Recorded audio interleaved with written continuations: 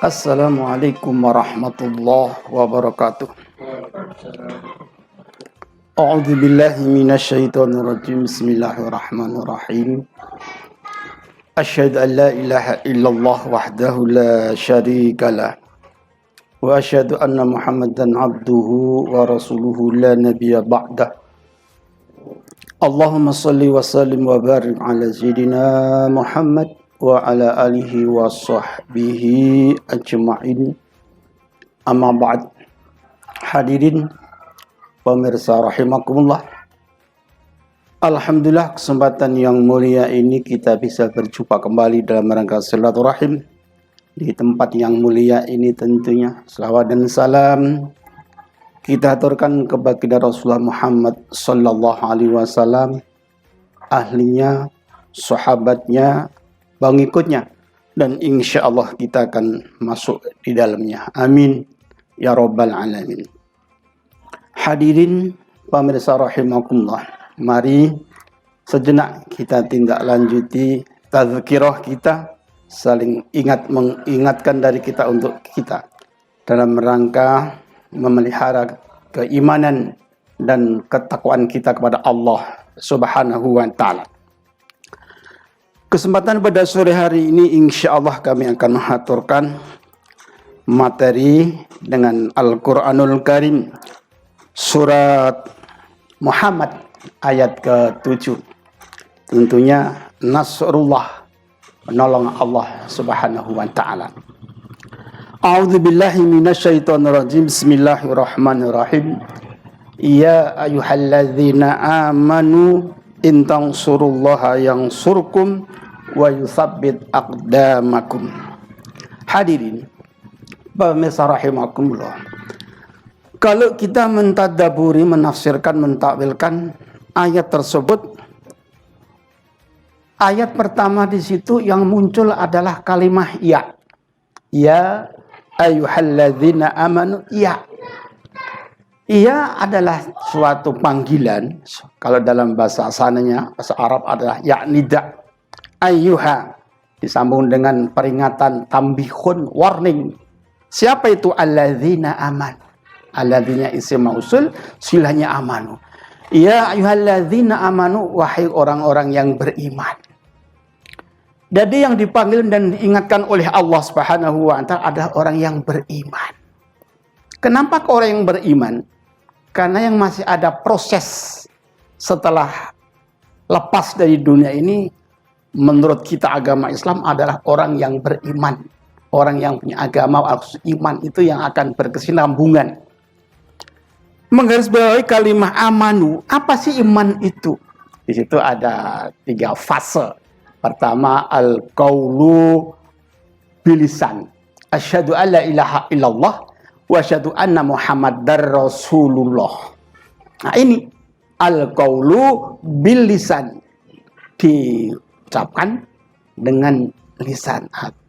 Tidak kalah pentingnya yang kedua, masuk fase yang kedua adalah watasdiku bil jinan, diyakinkan dengan hati. Di samping lisan kita mengikrarkan, mengucapkan asyhadu an la ilaha illallah wa asyhadu anna Muhammadar Rasulullah, hati kita dengan yakin seyakinnya tidak ada ilah kecuali Allah Subhanahu wa ta'ala, diyakinkan betul. Yang ketiga, wal amalu bil arkan, dan dikerjakan dengan anggota badan.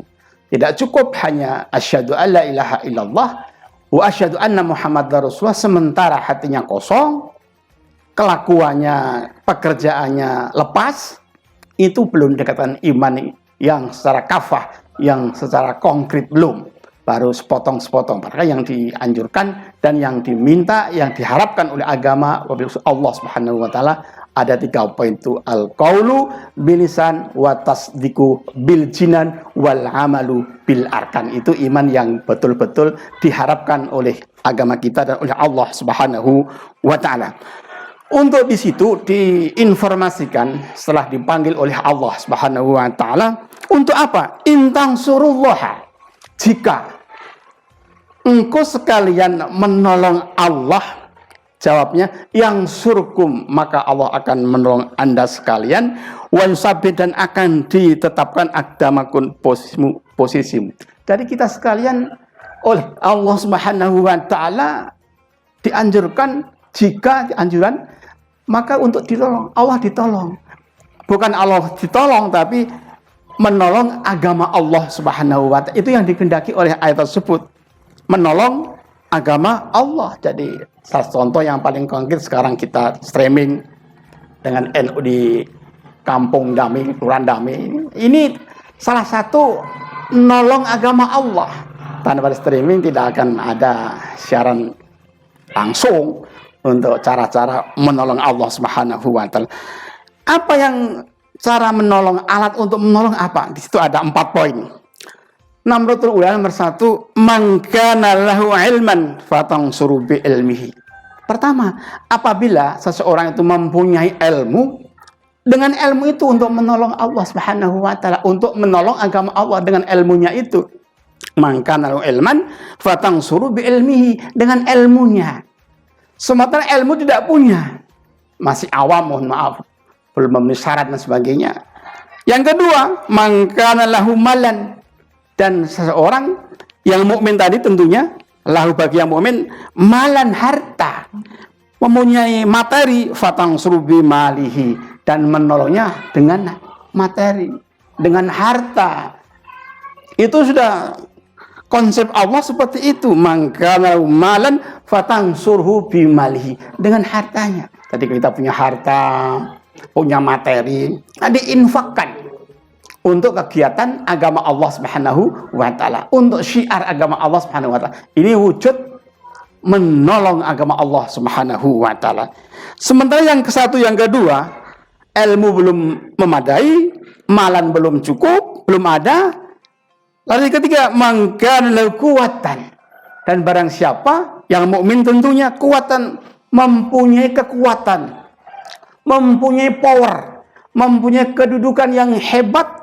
Itu watang subi kuwatihi, dengan kuatan badannya kekar, mampu untuk ini dan sebagainya. Ini dimanfaatkan untuk menolong agama Allah Subhanahu wa taala. Ini yang diharapkan oleh Allah dalam ayat tersebut, ya ayyuhalladzina amanu in tansurullaha yansurkum wa yusabbit aqdamakum.